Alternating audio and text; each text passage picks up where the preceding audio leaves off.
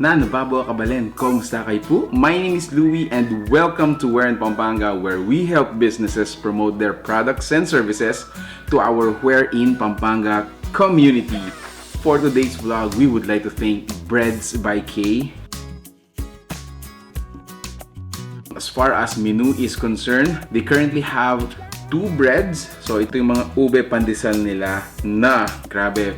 For the record, this is by far the most generous feeling na Ube Pandesal we've ever encountered. So we have 2 flavors as of now. Meron po tayong cheese. So ube cheese flavor and then their original Ube Macapuno. Let me just open this one. So ito yung cheese nila. Ayan, check that out. You know, you got your cheese filling and then on top of it, meron tayong parang Ube Halaya. Ayan, so tikman natin.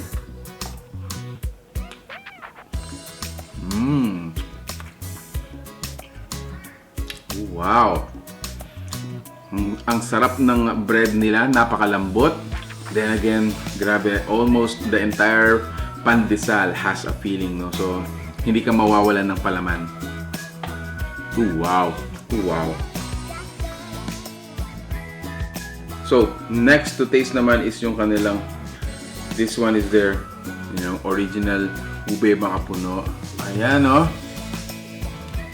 There you go. Another first. So, actually, daming lumitaw na mga variations ng mga Ube Cheese Pandesal.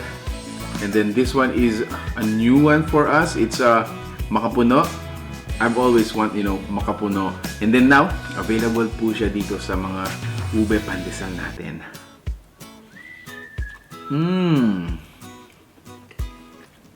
Wow!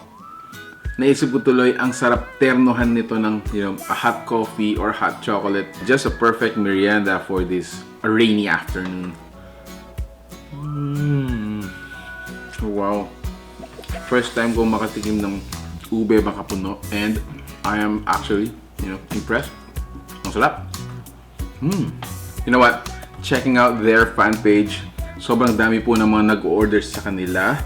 And I actually stumbled upon sa isang post nila.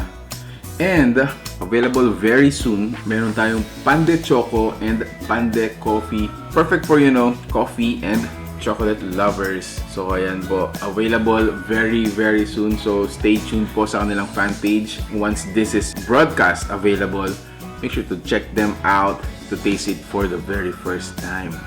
Grabe! If you are to ask me guys kung ano yung mas prefer ko between the Macapuno or the cheese, I'm gonna go for the Macapuno. Although probably yung pagpipilian ko is very, you know, slight difference. But then again, as I mentioned earlier, I like Macapuno.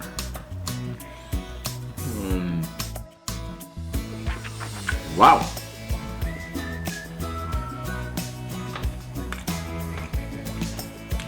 Thank you so much, Breads by K. These are just, you know, such a wonderful creation coming from you guys. So, if you like the food you saw in this video, please give it a thumbs up, share it with your friends. Lalong-lalo na yung nagki-crave ng Ube Pandesal na kaibigan mo, guys. Tag mo na yon.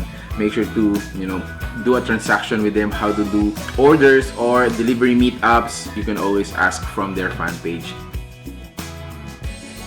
So, once again, guys, thank you so much for watching Where in Pampanga. Until our next video, keep safe and have a great day.